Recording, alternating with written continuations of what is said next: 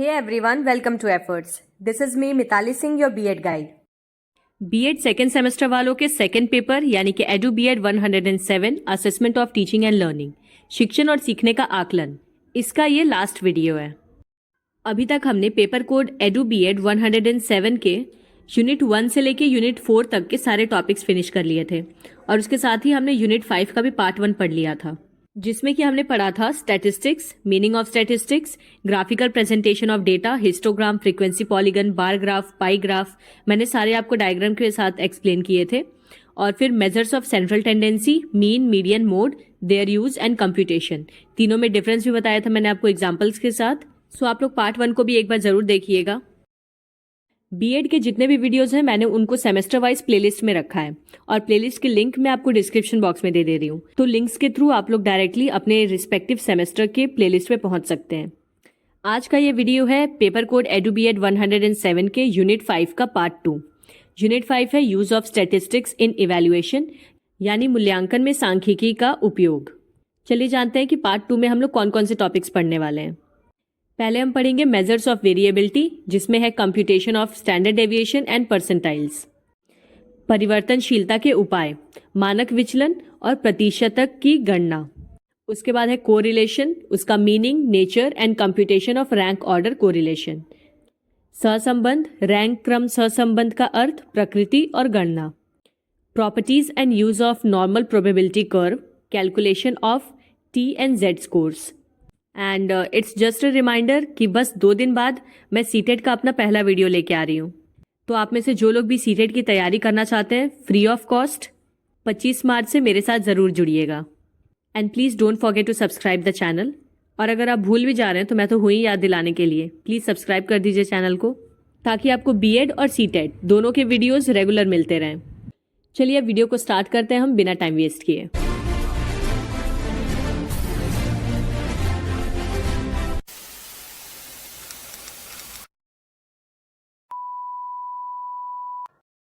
पहला टॉपिक है हमारा measures of variability, computation of standard deviation and percentiles. पहले तो हम जानेंगे meaning of measures of variability. ये जो टर्म है परिवर्तनशीलता के माप, इसका अर्थ क्या है। Measures of variability are statistics that tell you how spread out a set of data is. In other words, they quantify the amount of dispersion in your data set. They are used in conjunction with measures of central tendency such as the mean or median to provide a more complete picture of your data.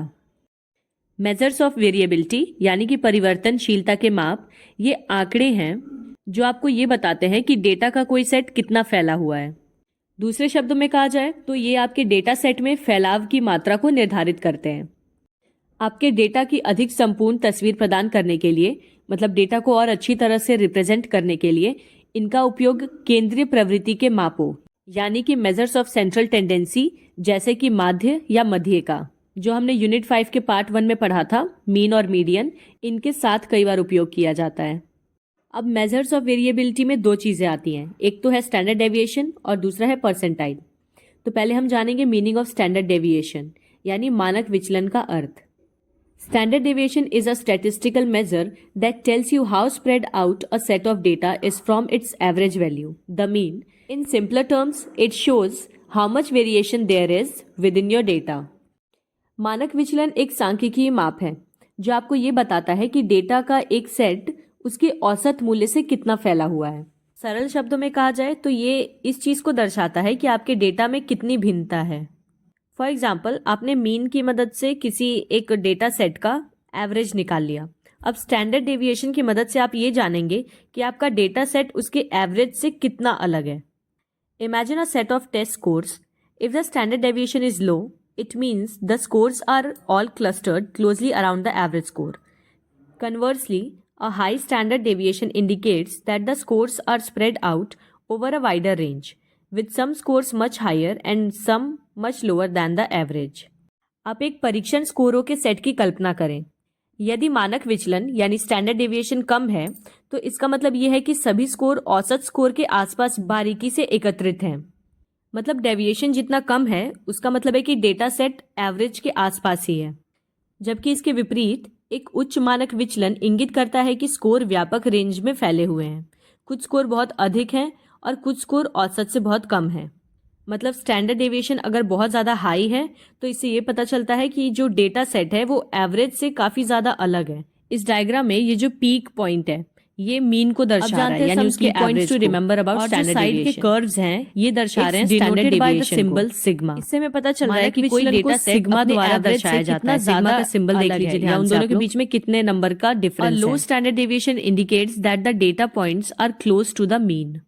मानक विचलन जितना कम होगा ये इस चीज को दर्शाएगा कि जो डेटा है वो मध्य से यानी अपने औसत से काफी करीब है। A high standard deviation indicates that the data points are spread out further away from the mean. जबकि एक ऊंचा मानक विचलन ये इंगित करता है कि डेटा बिंदु अपने माध्य यानी औसत से काफी दूर तक फैला हुआ है। Standard deviation uses the same units as the original data, making it easier to interpret the results. मानक विचलन मूल डेटा के समान ही इकाइयों का उपयोग करता है, जिससे कि परिणामों की व्याख्या करना आसान हो जाता है। Standard deviation is a widely used concept in many fields, including statistics, finance, and engineering. It helps researchers understand the variability within their data and identify potential outliers. मानक विचलन सांख्यिकी, वित्त और इंजीनियरिंग सहित कई सारे क्षेत्रों में व्यापक रूप से उपयोग किए जाने वाली एक अवधारणा है। ये शोधकर्ताओं को उनके डेटा के भीतर परिवर्तनशीलता को समझने और संभावित आउटलियर्स की पहचान करने में मदद करता है। अब जानेंगे स्टैंडर्ड डेविएशन को कैसे निकालते हैं, उसका फॉर्मूला। तो कंप्यूटेशन ऑफ स्टैंडर्ड डेविएशन यानी मानक विचलन की गणना। There are two main formulas for calculating standard deviation depending on whether you are working with a population, the entire data set और a sample, a subset of the data. तो standard deviation निकालने के दो तरीके होते हैं, मतलब दो फॉर्मूलाज हैं इसके। एक तो होता है जब आप पूरे पॉपुलेशन यानी पूरे डेटा सेट को एक साथ कंसीडर कर रहे हो, और दूसरा होता है जब आप केवल एक सैंपल को यूज कर रहे हो यानी डेटा का कुछ हिस्सा। तो पॉपुलेशन स्टैंडर्ड डेविएशन जानते हैं, यानी कि जब आप पूरे डेटा सेट को एक साथ कंसीडर कर रहे हैं। This formula uses the population mean mu. ये जो आपको यू जैसा सिंबल दिख रहा है ना, ये ग्रीक लेटर है, इसको म्यू कहा जाता है। And considers every data point represented by X I. अब इसका फॉर्मूला देख लीजिए, sigma under root sigma X आई माइनस म्यू का होल स्क्वायर अपॉन एन, जहाँ पे सिग्मा क्या है वो पॉपुलेशन स्टैंडर्ड डेविएशन है जो कि आपको कैलकुलेट करना है, और sigma represent the sum across all data points, मतलब सारे डेटा पॉइंट्स का सम। एक्स सबस्क्रिप्ट आई यानी एक्स और उसके नीचे छोटा सा आई कोने में is an individual data point. मतलब जो सिग्मा था वो पूरे डेटा पॉइंट के सम को दर्शा रहा था, और जो एक्स आई है ये एक एक डेटा पॉइंट को दर्शा रहा है। जो म्यू है यहाँ पे वो सिंबल गलत हो गया, ठीक है, एम नहीं होगा म्यू बनाना है आपको। यू जैसे बनता है और यू के आगे वाली जो डंडी है उसको थोड़ा सा नीचे लंबा खींच देते हैं। म्यू किसको रिप्रेजेंट करता है? पॉपुलेशन मीन को, मतलब जो आपका पूरा डेटा सेट है उसका मीन, एवरेज। और n is the total number of data points in the population. जितने डेटा पॉइंट्स हैं उस पूरे डेटा सेट में उनको डिनोट करते हैं हम n से। हिंदी वाले भी देख लीजिएगा, मैंने आपको नोट्स यहाँ पे दे दिए हैं, बट मैं दोबारा इसको एक्सप्लेन नहीं करूंगी। तो ये तो थी बात पॉपुलेशन स्टैंडर्ड डेविएशन की, जब आप पूरे सेट को एक साथ कंसीडर कर रहे हैं। अब हम जानेंगे सैंपल स्टैंडर्ड डेविएशन। इसको रिप्रेजेंट करते हैं एस से। पॉपुलेशन स्टैंडर्ड डेविएशन को रिप्रेजेंट कर रहे थे सिग्मा से। This formula is more commonly used because obtaining data for an entire population can be difficult. It uses a sample mean, जिसको हम डिनोट करते हैं x बार से, यानी x होगा और उसके ऊपर आपको एक छोटी सी लाइन यानी कि बार ड्रॉ करना है। And considers only the data points in the sample. Population standard deviation के कंपैरिजन में सैंपल स्टैंडर्ड डेविएशन को ज़्यादा यूज किया जाता है, क्योंकि पूरे डेटा सेट का एक साथ स्टैंडर्ड डेविएशन निकालना थोड़ा सा कॉम्प्लिकेटेड हो जाता है। इसीलिए सैंपल स्टैंडर्ड डेविएशन को यूज किया जाता है, जिसमें कि हम हर एक अलग अलग सैंपल का यानी डेटा के हर एक पॉइंट का अलग अलग स्टैंडर्ड डेविएशन निकाल सकते हैं। अब इसका फॉर्मूला क्या है? x is equal to under root sigma bracket में एक्स आई माइनस एक्स बार का whole square upon n minus 1, जहाँ पे s क्या है? Sample standard deviation. सिग्मा क्या है? ऑब्वियसली ये रिप्रेजेंट करता है sum across all data points in the sample. Sigma हमेशा सारे डेटा पॉइंट्स के सम को रिप्रेजेंट करने के लिए यूज होता है। x subscript i is an individual data point in the sample. X I sample में एक एक डेटा पॉइंट को रिप्रेजेंट करता है अलग अलग, क्योंकि सैंपल स्टैंडर्ड डेविएशन में हम सारे डेटा पॉइंट को अलग अलग ही निकालते हैं। X bar is the sample mean, इसका मतलब एक्स बार क्या है, सैंपल का औसत, और n again is the number of data points in the sample, ये हमेशा total number of data points को दर्शाता है। देखिए, इसमें आपको कुछ ज़्यादा इतने फैक्चुअल क्वेश्चंस पूछे नहीं जाएंगे, तो केवल आप इसके थ्योरीज को रट लीजिए, फॉर्मूलाज दिमाग में रखिएगा, कौन सा सिंबल किस चीज़ को रिप्रेजेंट कर रहा है, ये सब चीज़ें याद रखिएगा। तो हमने समझ लिया पॉपुलेशन स्टैंडर्ड डेविएशन और सैंपल स्टैंडर्ड डेविएशन क्या है। अब जानते हैं steps to calculate standard deviation. मानक विचलन की गणना करने के लिए चरण कौन कौन से हैं। Find the mean. Population standard deviation के केस में हम मीन को रिप्रेजेंट करने के लिए म्यू यूज करते हैं, जबकि सैंपल स्टैंडर्ड डेविएशन में हम मीन को रिप्रेजेंट करने के लिए एक्स बार यूज करते हैं। Add up all the data points and divide by the total number of points, यानी capital N for population and small N for sample. तो स्टैंडर्ड डेविएशन निकालने के लिए सबसे पहला स्टेप तो होता है कि आप पूरे डेटा सेट का मीन निकाल लें।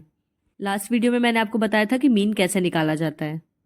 Mean is equal to sum of all the points divided by number of points. Mean निकल जाने के बाद सेकेंड स्टेप है calculate the deviation from the mean, subtract the mean from each data point.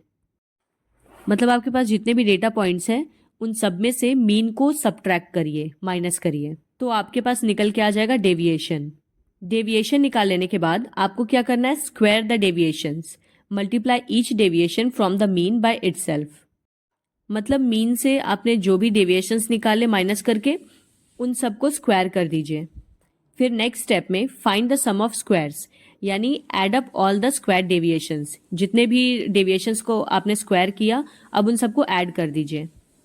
Next step is find the variance, जिसके लिए you have to divide the sum of squares by n, that is population, और n-1, that is sample. तो variance निकालने के लिए आप क्या करेंगे, जो अभी आपने सारे स्क्वायर्स का सम किया उसको आपको डिवाइड करना है पॉपुलेशन यानी n से, total number of data set या डेटा पॉइंट से, अगर आप पॉपुलेशन स्टैंडर्ड डेविएशन निकाल रहे हैं तो। लेकिन अगर आप सैंपल स्टैंडर्ड डेविएशन निकाल रहे हैं तो उस केस में आपको जो स्क्वायर्स हैं उनको डिवाइड करना है n-1 से। आप लोग फॉर्मूला देख लीजिएगा, अभी मैंने पीछे आपको पॉपुलेशन वाला और सैंपल वाला दोनों का फॉर्मूला बताया था। इसके बाद find the standard deviation, take the square root of the variance.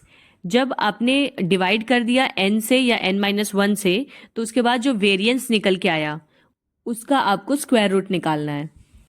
और लास्ट स्टेप है इंटरप्रिटेशन ऑफ स्टैंडर्ड डेविएशन, यानी जो आपका आंसर निकल के आया वही आपका स्टैंडर्ड डेविएशन है।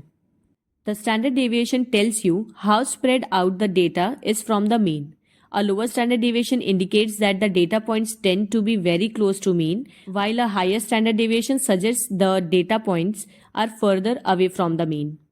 मानक विचलन आपको ये बताता है कि डेटा माध्य से कितना फैला हुआ है। निम्न मानक विचलन इंगित करता है कि डेटा बिंदु माध्य के बहुत करीब है, जबकि उच्च मानक विचलन इंगित करता है कि डेटा बिंदु माध्य से दूर है। मतलब जितना लो स्टैंडर्ड डेविएशन होगा इससे पता चलता है कि डेटा पॉइंट उसके एवरेज या मीन से बहुत पास है, जबकि एक हाई स्टैंडर्ड डेविएशन ये बताता है कि डेटा पॉइंट जो है वो मीन से बहुत ज़्यादा फैले हुए हैं या बहुत दूर हैं। Now next topic is meaning of percentile. Percentile का अर्थ। Percentiles are used in statistics to compare a value's position relative to a set of data. It essentially tells you what percentage of scores fall below a certain value.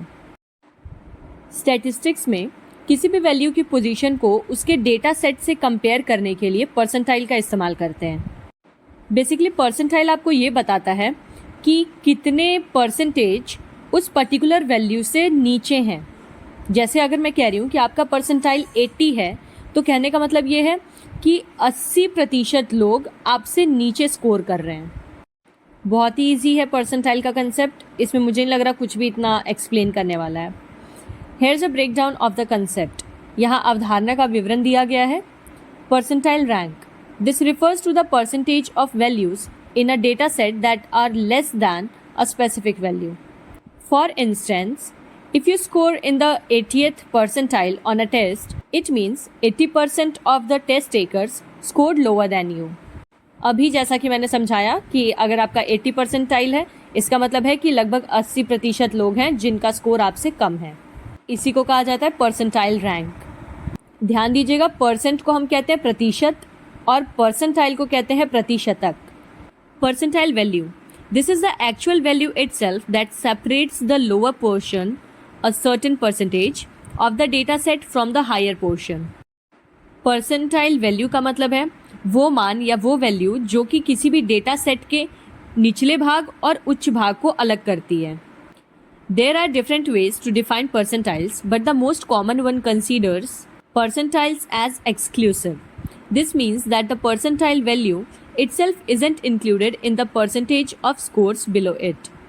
प्रतिशतक को परिभाषित करने के विभिन्न तरीके हैं, लेकिन जो सबसे आम तरीका है यानी जनरल वे है उसको डिफाइन करने का, वो है प्रतिशतक को अनन्य मानना, यानी कि एक्सक्लूसिव। इसका मतलब ये है कि प्रतिशतक मान स्वयं इसके नीचे के अंकों के प्रतिशत में शामिल नहीं है।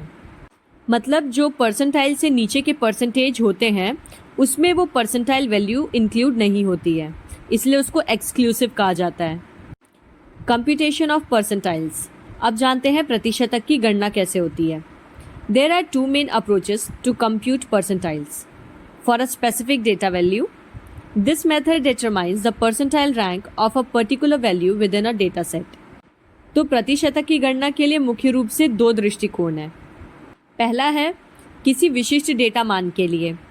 ये विधि जो होती है ये किसी भी डेटा सेट के अंदर किसी विशेष मान यानी वैल्यू की प्रतिशतता रैंक निर्धारित करती है। इसके स्टेप्स कौन कौन से हैं? पहला तो होता है order the data. Arrange all the data points in ascending or descending orders, doesn't matter which. तो किसी स्पेसिफिक डेटा वैल्यू का परसेंटाइल निकालने के लिए सबसे पहला स्टेप होता है डेटा को क्रमित करना। इसमें सभी डेटा बिंदुओं को या तो असेंडिंग ऑर्डर या फिर डिसेंडिंग ऑर्डर में व्यवस्थित कर दिया जाता है। डेटा को अरेंज करने के बाद दूसरा स्टेप होता है calculate the percentile rank. There are two ways to do this depending on whether the desired percentile is a whole number और नॉट। डेटा को क्रमित करने के बाद दूसरा चरण आता है प्रतिशतक रैंक की गणना करने का। तो परसेंटाइल रैंक निकालने के लिए दो तरीके होते हैं जो कि इस बात पर निर्भर करते हैं कि जो परसेंटाइल हमें चाहिए वो एक होल नंबर है या नहीं। होल नंबर का मतलब होता है ऐसा कोई भी पॉजिटिव नंबर, मतलब आपको नेगेटिव वाले नंबर नहीं लेने हैं, ऐसा कोई भी पॉजिटिव नंबर जिसमें ना तो कोई डेसिमल हो और ना ही फ्रैक्शंस हो। फॉर एग्जाम्पल 0, 1, 2, 3, 4, 5, 6, 7, 8 कोई भी नंबर, ये सारे होल नंबर्स हैं। Whole percentile example 50th percentile. If the percentile you want p is a whole number, calculate the position n as follows: n equal to p divided by 100 into capital N, where capital N is the total number of the data points. तो अगर आपको कोई whole number वाला percentile निकालना है उस case में आपका फॉर्मूला क्या होगा? n is equal to p divided by 100 multiply by capital N, जहाँ पे स्मॉल n डिनोट कर रहा है परसेंटाइल की पोजीशन को, p डिनोट कर रहा है परसेंटाइल को और कैपिटल N डिनोट कर रहा है जितने भी डेटा पॉइंट्स हैं उनको। सेकेंड केस है कि अगर आपका परसेंटाइल कोई नॉन होल नंबर है, non whole number percentile, if p is not a whole number then calculate the position as n equal to p upon 100 multiply by capital N plus 1। आप लोग इन दोनों formulas को as it is he रट लीजिए। Calculate the percentile value के बाद तीसरा step आता है आइडेंटिफाई द परसेंटाइल वैल्यू, प्रतिशतक मान की पहचान करना। Whole number position that is n, in this case the nth data point in the ordered list is the desired percentile value। मतलब जो होल नंबर वाले फॉर्मूला से आपने निकाला था अभी n की वैल्यू, तो इस मामले में जो आपकी n की वैल्यू आई है वही आपका डिजायर्ड परसेंटाइल है। Non whole number position n, here n represents the position between two data points in the ordered list. You can interpolate between these two values to find the percentile value. This involves calculating the fractional part of n and using it to proportionally weight the difference between the two surrounding data points. Add this weighted difference to the lower ranked data point to get the interpolated percentile value. गैर पूर्ण संख्या स्थिति यानी वो condition जिसमें कि जो हमारा परसेंटाइल है वो एक नॉन होल नंबर है। तो इस केस में n क्रमित सूची में दो डेटा बिंदुओं के बीच की स्थिति को दर्शा रहा है। आप परसेंटाइल वैल्यू जानने के लिए इन दोनों डेटा पॉइंट्स के बीच में जितना भी डिफरेंस है उसको ऐड कर सकते हैं। इसमें क्या क्या करना शामिल है? पहले तो इसमें n के भिन्नात्मक भाग की गणना करना और आसपास के दो डेटा बिंदुओं के बीच अंतर को अनुपातिक रूप से भारित करना शामिल है। अंतर्वेशित प्रतिशतक मान प्राप्त करने के लिए इन भारित अंतर को निम्न रैंक वाले डेटा बिंदु पर जोड़ें। For the entire data set, this method helps you understand the distribution of your data by finding percentiles across the range. संपूर्ण डेटा सेट के लिए ये विधि जो होती है ये संपूर्ण श्रेणी में प्रतिशतक ज्ञात करके आपके डेटा के वितरण को समझने में आपकी सहायता करती है। Here, you would follow steps similar to the specific value approach, but calculate percentiles for multiple values. Example, 25th percentile, 50th percentile, and 75th percentile. यहाँ पे आप जो विशिष्ट मूल्य दृष्टिकोण है उसी के समान सभी चरणों का पालन करेंगे, लेकिन कई मानों के लिए प्रतिशतक की गणना करेंगे। उदाहरण के तौर पे 25%, 50% या 75%। There are also pre-programmed functions for percentile calculation in many spreadsheets and statistical software packages. These can be particularly helpful for large data sets. कई स्प्रेडशीट और सांख्यिकी सॉफ्टवेयर पैकेजों में प्रतिशत गणना के लिए पूर्व प्रोग्राम किए गए फंक्शन भी हैं। ये बड़े डेटा सेट के लिए विशेष रूप से सहायक हो सकते हैं। नेक्स्ट टॉपिक है कोरिलेशन यानी सहसंबंध। Correlation, meaning, nature and computation of rank order correlation. तो पहले तो हम लोग मीनिंग जानेंगे इसका। Correlation refers to the relationship between two educational variables. It essentially tells you how much two things tend to change together. सहसंबंध दो शैक्षिक चरों के बीच में संबंध को संदर्भित करता है। ये अनिवार्य रूप से आपको बताता है कि दो चीजें एक साथ कितनी बदलती हैं। कोरिलेशन या सहसंबंध का मतलब होता है कि एजुकेशन के फील्ड में जितनी भी चीजें या घटनाएं हो रही हैं, एक्टिविटीज हो रही हैं, वो आपस में किस तरह से रिलेटेड हैं और कैसे एक एक्टिविटी दूसरी एक्टिविटी को अफेक्ट करती है। जैसे कि आपकी क्लास में आपकी क्रश का पढ़ना ऑटोमेटिकली आपकी अटेंडेंस को बढ़ा देता है। तो यहाँ पे हमारे पास दो वेरिएबल्स हैं, एक तो आपका क्रश और आपकी अटेंडेंस, और ये दोनों कैसे रिलेटेड है आपस में कि क्रश आती रहेगी तो आप भी आते रहेंगे। प्लीज़ ये सब एग्जाम्पल्स मत लिख दीजिएगा एग्जाम में, बस ऐसे ही समझाने के लिए एग्जाम्पल दिया मैंने। चलिए देखते हैं। It's not about cause and effect but rather about how two factors are linked. For instance, there might be a correlation between a students attendance and their test scores. This doesn't necessarily mean good attendance causes high scores, but that they often go hand in hand. सहसंबंध यानी correlation ये कारण और प्रभाव के बारे में नहीं है। मतलब कॉज एंड इफेक्ट रिलेशनशिप में क्या होता है, one or more thing happens as a result of something else. मतलब किसी एक गतिविधि की वजह से कोई दूसरी गतिविधि हो रही होती है। तो कोरिलेशन में कॉज एंड इफेक्ट रिलेशनशिप नहीं होता, बल्कि इसमें हमें ये पता चलता है कि किस तरह से दो कारक या वेरिएबल्स आपस में जुड़े हुए हैं, कैसे एक कारक में किसी तरह का परिवर्तन दूसरे कारक को भी प्रभावित करता है। उदाहरण के लिए जैसे कि किसी छात्र की उपस्थिति और उसके परीक्षण अंकों के बीच में कोई संबंध हो सकता है। हो सकता है कि उस बच्चे के मार्क्स इसलिए अच्छे आ रहे हों क्योंकि वो स्कूल में रेगुलर आता है। इसका मतलब ये नहीं है कि अच्छी उपस्थिति उच्च अंक लाती है। मतलब ऐसा जरूरी नहीं है कि आप रेगुलर हैं स्कूल में तो आपके मार्क्स अच्छे ही आ रहे होंगे। कुछ बच्चे बदमाशी करने के लिए स्कूल आना एंजॉय करते हैं और कुछ, जो मैंने पहला रीजन बताया था, क्रश की वजह से आते हैं। अब स्कूल में रेगुलर अटेंडेंस और अच्छे मार्क्स आना, कई हद तक ये दोनों चीजें साथ साथ जरूर चलती हैं, मतलब रिलेटेड तो हैं। Correlation coefficients, that is numbers between -1 and +1, indicates the strength and direction of the association. A positive correlation, that is plus value, means as one variable increases, the other tends to increase as well. Conversely, a negative correlation, that is minus value, means one goes up while the other goes down. A value of 0 signifies no correlation. चलिए अब समझते हैं सहसंबंध गुणांक यानी कि correlation coefficients. तो correlation के कोफिशिएंट्स -1 से +1 तक के नंबर्स होते हैं। यानी कौन कौन से नंबर आ रहे हैं, 3 नंबर आ रहे हैं टोटल, -1, 0 और +1। अब कोरिलेशन में इन कोफिशिएंट्स का क्या मतलब है कि मान लीजिए अगर किसी का कोरिलेशन कोफिशिएंट है +1, तो इसका मतलब है अगर एक चीज बढ़ रही है तो दूसरी भी उसके साथ बढ़ेगी, और उसी तरह से अगर पहली घट रही है तो दूसरी भी घटेगी। अगर कोफिशिएंट -1 है तो इसका मतलब है अगर पहली बढ़ रही है तो दूसरी घटेगी, और दूसरी बढ़ रही है तो पहली वाली घट जाएगी।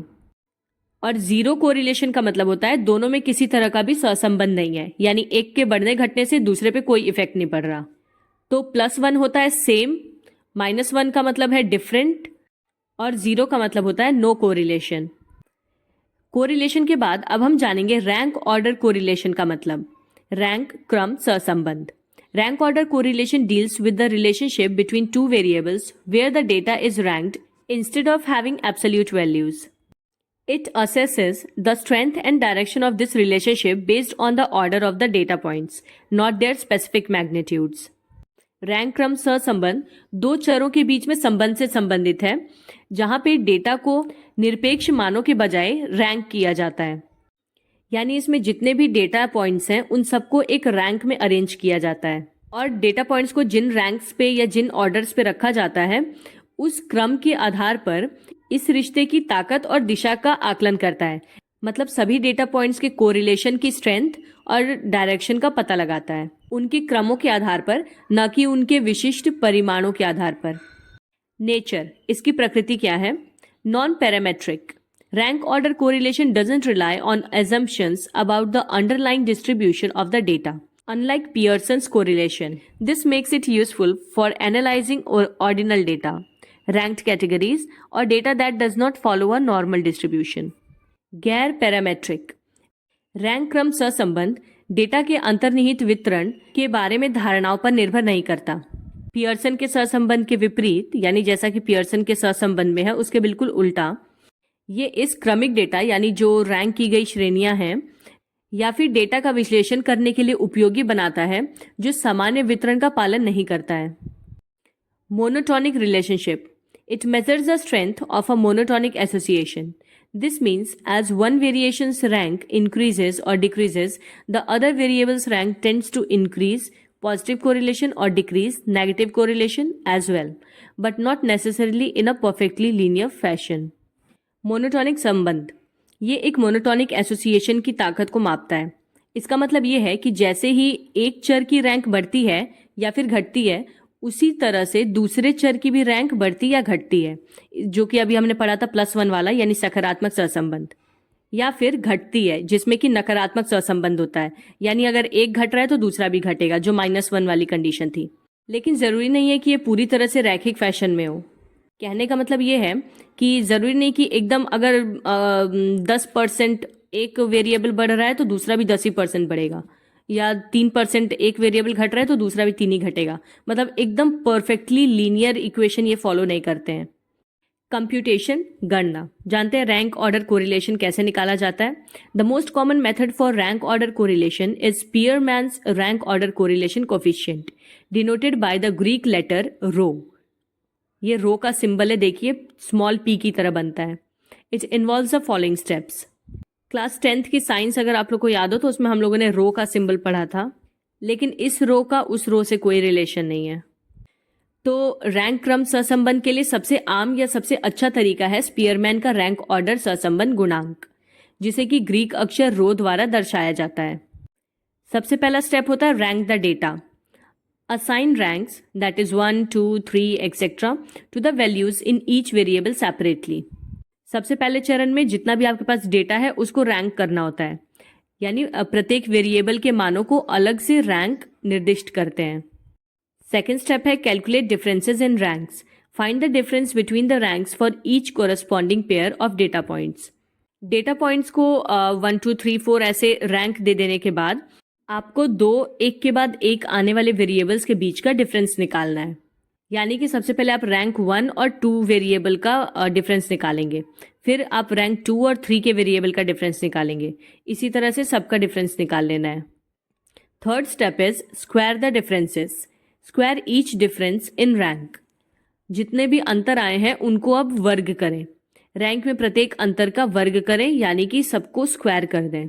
उन डिफरेंसेस का स्क्वायर करने के बाद नेक्स्ट स्टेप होता है sum the squares. Add up all the square differences, मतलब जो भी डिफरेंसेस आए थे उनको स्क्वायर करिए और फिर सारे स्क्वायर्स को ऐड कर दीजिए आपस में। फिर है apply the formula. The formula for स्पीयरमैन्स rank correlation coefficient considers the number of data points n and the sum of square differences, that is sigma d square, to arrive at rho। यानी जो Spearman का formula है उसमें जितने भी data points हैं यानी n और जो भी डिफरेंसेस का स्क्वायर करके सम किया गया है यानी कि सिग्मा डी स्क्वायर, इस पे ध्यान दिया जाता है जिससे हम इन दोनों की मदद से रो की वैल्यू निकाल सकें। इंटरप्रिटेशन, व्याख्या, वैल्यूज यानी मान, यहाँ पे ध्यान दीजिएगा ये p नहीं है, ये रो है, ठीक है। रो इक्वल टू +1, इसको परफेक्ट पॉजिटिव कोरिलेशन कहते हैं। As one rank goes up the other goes up consistently. Rho equal to 0 का मतलब है no correlation. Rho equal to -1 का मतलब है perfect negative correlation. As one rank goes up the other goes down consistently. Closer to +-1 indicates a stronger monotonic relationship, positive or negative. Closer to 0 indicates a weaker or no relationship. जब भी correlation coefficient plus या -1 के करीब होता है तो ये एक मजबूत मोनोटॉनिक संबंध यानी सकारात्मक या फिर नकारात्मक इसको इंगित करता है। जबकि 0 के करीब अगर हो तो वो कमजोर या फिर कोई भी संबंध न होने का संकेत देता है। इसमें हम इस चीज़ से कंफ्यूज हो जाते हैं कई बार कि मान लीजिए अगर बोला जा रहा है कोई एक वेरिएबल डाउन हो रहा है तो दूसरा भी डाउन हो रहा है तो हम डाउन को रिलेट कर लेते हैं -1 से। ऐसा नहीं है। और अप का मतलब हम लोग समझ लेते हैं कि वो पॉजिटिव कोरिलेशन है, तो ऐसा नहीं होता है। दोनों बढ़ रहे हैं या दोनों घट रहे हैं तो उस केस में वो +1 है यानी +1, और अगर एक बढ़ रहा है एक घट रहा है तो उस केस में क्या है, -1 है। By understanding the nature and computation of rank order correlation, we can analyze relationships in data that might not be suitable for traditional methods, like Pearson's correlation. Rank order सहसंबंध की प्रकृति और गणना को समझकर हम डेटा के रिश्तों का विश्लेषण कर सकते हैं जो पियर्सन के सहसंबंध जैसे पारंपरिक तरीकों के लिए उपयुक्त नहीं हो सकते हैं। अब नेक्स्ट टॉपिक है properties and use of normal probability curve, calculation of T and Z scores, grading system. इन सभी टॉपिक्स को हम 1 बाय 1 पढ़ेंगे। तो पहले हम जानेंगे नॉर्मल प्रोबेबिलिटी कर्व, जिसे कि बेल कर्व भी कहा जाता है। ये क्या है? The normal probability curve, also known as the Gaussian's distribution, is a very important concept in statistics. It is a bell-shaped curve that describes the probability of a continuous variable occurring within a specific range. Many natural phenomena can be modeled by the normal distribution, such as heights, weights, IQ scores, and test scores. Normal probability curve को bell curve या फिर Gaussian distribution भी कहा जाता है। ये statistics के field में एक बहुत ही important concept है। ये बेसिकली बेल या फिर कर्व शेप का होता है। ये डेटा के डिस्ट्रीब्यूशन को रिप्रेजेंट करता है और ये कुछ ऐसा दिखता है।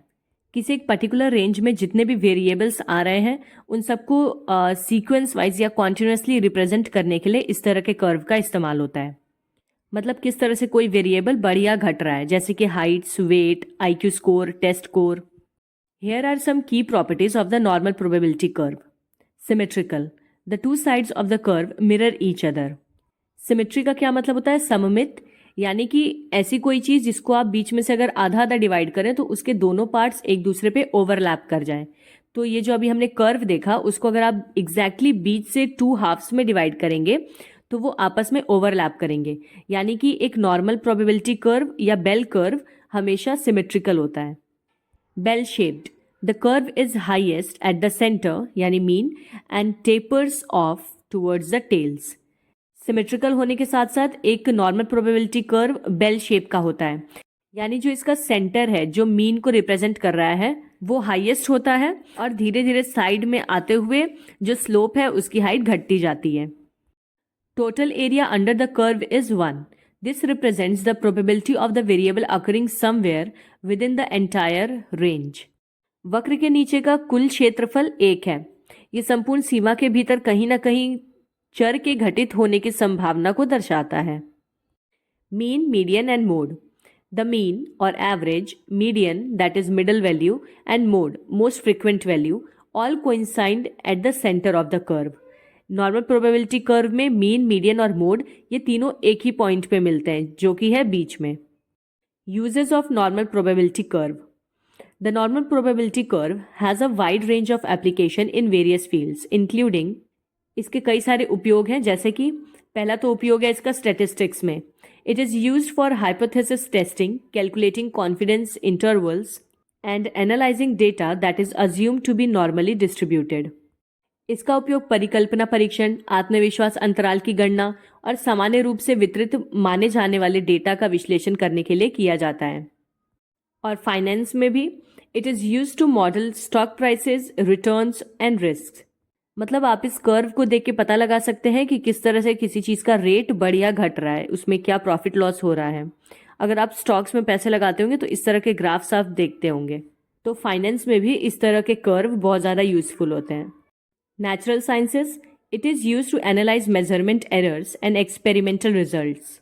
प्राकृतिक विज्ञान, इसका उपयोग माप त्रुटियों और प्रयोगात्मक परिणामों का विश्लेषण करने के लिए किया जाता है।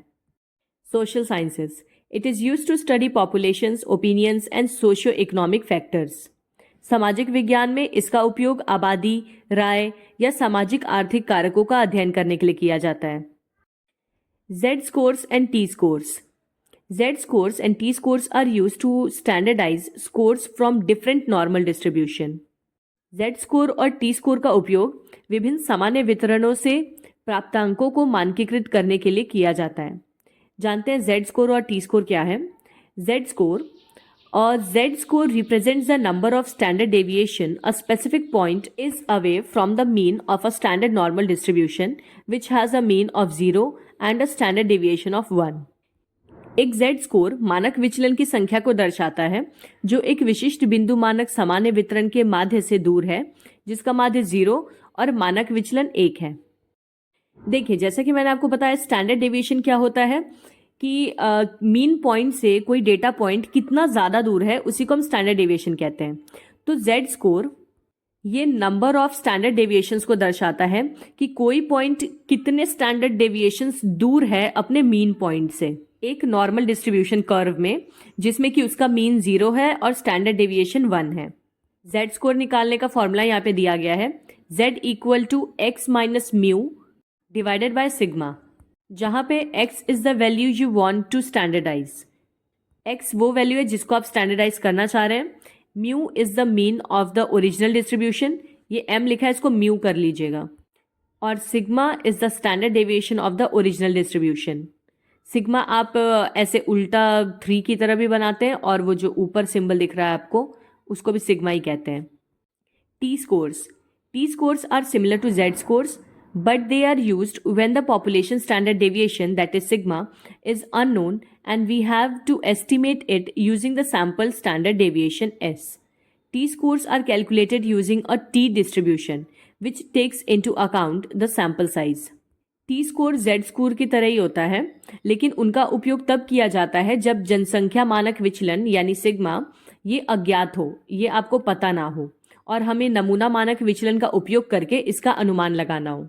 टी स्कोर की गणना टी वितरण का उपयोग करके की जाती है जो नमूना आकार को ध्यान में रखता है। Grading system based on normal distribution, सामान्य वितरण के आधार पर ग्रेडिंग सिस्टम जानते हैं। अब grading systems can be design based on the normal distribution. This is often done by assuming that test scores follow a normal distribution. The teacher can then use Z scores to determine how many standard deviations a student score is from the mean. This can be used to assign letter grades based on percentiles of the normal distribution. Grading system को सामान्य वितरण के आधार पर design किया जाता है। यह अक्सर ये मानकर किया जाता है कि परीक्षण स्कोर एक सामान्य वितरण का पालन करते हैं। फिर शिक्षक ये निर्धारित करने के लिए Z स्कोर का उपयोग कर सकता है कि किसी छात्र का स्कोर माध्य से कितने मानक विचलन है, यानी कितना स्टैंडर्ड डेविएशन दूर है उसके मीन से। मान लीजिए एक साल में बच्चे ने जितने भी टेस्ट दिए, टीचर ने उसके सारे मार्क्स का एक कर्व बना लिया या उसके परसेंटेजेस को यूज करते हुए एक कर्व या ग्राफ बना लिया। अब वो उसका एवरेज निकालेगा, यानी सबको टोटल करके टोटल नंबर ऑफ एग्जाम से डिवाइड कर देगा। तो जो मीन आएगा, अब वो देखेगा कि उसका कौन से टर्म का एग्जाम उसके मीन से कितना ज़्यादा डिफरेंस पे है।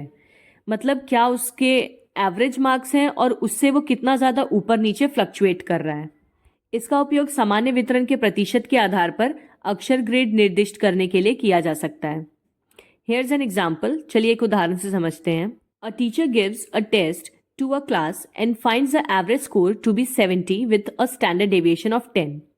यानी कि एक शिक्षक है जो कि कक्षा में परीक्षा लेता है और 10 के मानक विचलन के साथ औसत अंक 70 पाता है। यानी सभी स्कोर्स का मीन जो है वो 70 आता है और स्टैंडर्ड डेविएशन 10 आता है। यानी हर स्कोर या डेटा पॉइंट मीन से 10 स्टैंडर्ड डेविएशंस दूर है। A student scores 90 on the test. एक बच्चा है जो कि 90 अंक प्राप्त करता है। The student Z score is calculated to be 90 minus 70 divided by 10 equal to 2. और फिर जब उस बच्चे का Z स्कोर निकाला जाता है तो वो आता है 90 में से 70 माइनस करेंगे, फिर उसको 10 से डिवाइड करेंगे तो आपका आंसर आएगा 2। उसका Z स्कोर हो गया 2। Based on a predetermined grading scheme that uses Z scores, the student might receive an A for scoring 2 standard deviation above the mean. तो Z स्कोर से हमें ये पता चला कि वो बच्चा अपने मीन पॉइंट से यानी अपने एवरेज स्कोर से केवल 2 स्टैंडर्ड डेविएशंस या 2 अंक ही दूर है। एक पूर्व निर्धारित ग्रेडिंग योजना के आधार पर जो Z स्कोर का उपयोग करती है, छात्र को औसत से ऊपर 2 मानक विचलन स्कोर करने के लिए A प्राप्त हो सकता है। यानी Z स्कोर के बेसिस पे हमने ग्रेडिंग सिस्टम बनाया और उसके अकॉर्डिंग बच्चे का डेविएशन सिर्फ 2 अंकों का ही है तो हम उसे A ग्रेड दे सकते हैं। It's important to note that using a normal distribution for grading is just one approach, and there are other factors to consider, such as the difficulty of the test and desired distribution of grades. ये ध्यान रखना भी जरूरी है कि grading के लिए सामान्य वितरण का उपयोग करना केवल एक दृष्टिकोण है और विचार करने के लिए अन्य कारक भी हैं, जैसे कि परीक्षण की कठिनाई और ग्रेड का वांछित वितरण। So that is it. I hope कि आपको टॉपिक अच्छे से समझ आया होगा। सो प्लीज़ चैनल को सब्सक्राइब कर दीजिए और इसे अपने दोस्तों के साथ भी शेयर करिए। And yes, don't forget to give your feedback in the comment section, because आपके कमेंट्स बहुत ज़्यादा मोटिवेट करते हैं मुझे। तो मिलते हैं अब अगले वीडियो में। Till then take care and bye bye.